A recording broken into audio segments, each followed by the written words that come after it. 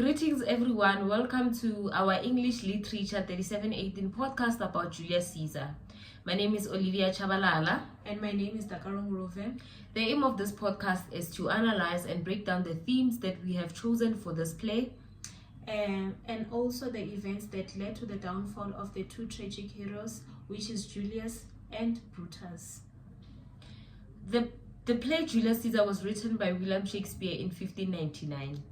It captures and contextualizes the tragic accidents that led to Julius Caesar's assassination or execution. The play employs themes such as power, Honor, the woman's place in society. fate versus free will. I, Olivia, chose the theme of the woman's place in society, mainly because of the two prominent female characters, Calpurnia, the wife of Julius Caesar, and Portia, the wife of Brutus. And I chose the theme honor because of the tragic structure.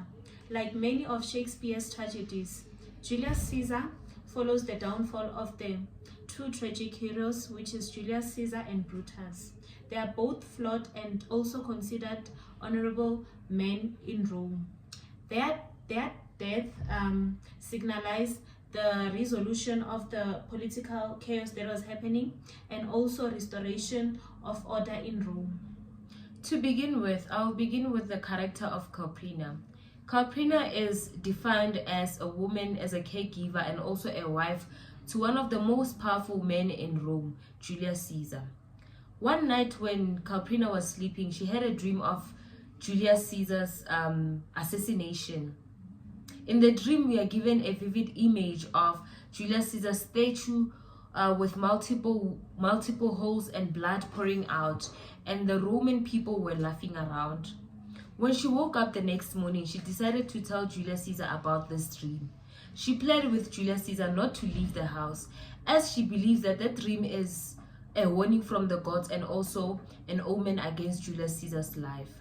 We see this scene through Act 2, Scene 2, when Calpurnia said, "When beggars die, there are no comets see. The heavens themselves blaze forth the death of the prince." Through these lines, we see a worried wife of the husband. We see Calpurnia being worried about Julius Caesar's well-being and life, to pleading with him not to leave the house, as she believes that this might mean something against Julius Caesar. However, we see Julius Caesar disregarding and declining the insights of Calpurnia's dream. Moving on to the character of Portia. Portia is the wife of Brutus, one of the most considered honorable men in Rome, and she is portrayed as an assertive and intelligent woman. One night after Brutus had a conversation with the conspirators, including Cassius, Portia decided to go outside and to ask Brutus if he is okay inside his mind and if he has secrets to share.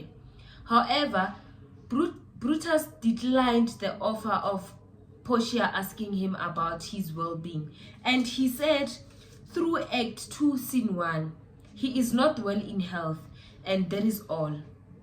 Through these lines, we see Brutus declining and disrespecting the position of Portia as his wife, and also not acknowledging the entitlement of Portia that he has as his wife to know the secrets and his well-being. I've came to a consideration that William Shakespeare successfully employed the theme of women's place in society through the two female characters. I will give it to my partner to analyze and break down her theme. As I said, guys, I chose the theme honor. So honor can be interpreted in many ways. Honor can be interpreted as integrity. It can be interpreted as reputation. First, I would say honor is interpreted as reputation in this play. We have to understand first what is reputation. Reputation is how a character is seen in society. So Brutus, in Act 1, Scene 2, in line 89 to 96, he says, "I would not, Cassius, yet I love him well. But wherefore do you hold me here so long? What is it that you would impart to me? if it be ought towards the general good, which is for the sake of Rome. Set honor in one eye and death in other, and I will look on both indifferently. For let the gods so speed me as I love the name of honor more than I fear at death. So it's like here Brutus, he doesn't fear death, and he shows that he is brave, and it takes an honorable man to be brave. So moreover, honor is also interpreted as what? As integrity. What is integrity?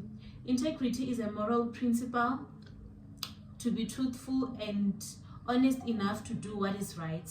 To elaborate, Brutus believes that assassinating Caesar was the right thing to do for the sake of Rome. Yeah. We can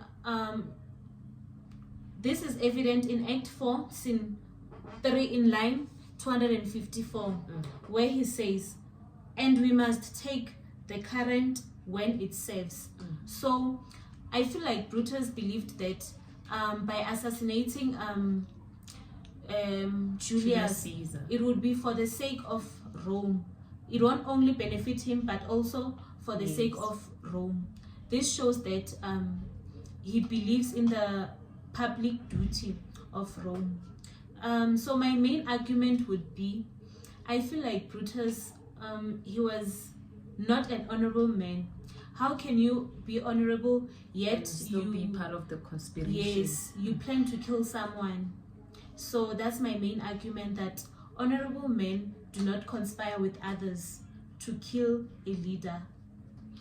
In conclusion to my theme, the woman's place in society is portrayed through two characters that are females, the wives of both tragic heroes. And William Shakespeare, by employing this theme, he was trying to show us how he was trying to show us the imbalance of gender roles during the ancient times, how women were imposed to certain roles as being women, mothers, and stay-at-home wives. And they don't have a say. They don't have a say, and they don't allow them to have inputs. So that is my overall conclusion of this theme. And I believe that if the husbands have listened to their wives, maybe the outcome would have been different. Not to think about faith, but also maybe if they have, like, their faith was to die, but that how they would have died would have been different rather than how it turned out in the play. In closing remarks, I would say that William Shakespeare succeeded in employing the theme honor to show us the downfall of the two tragic heroes. Yeah, that's what I can say, guys. Okay, thank you guys for watching our podcast. We apologize for certain mistakes. However, yeah, we had to read the quotes from the poem because, you know, it's hard to remember the words.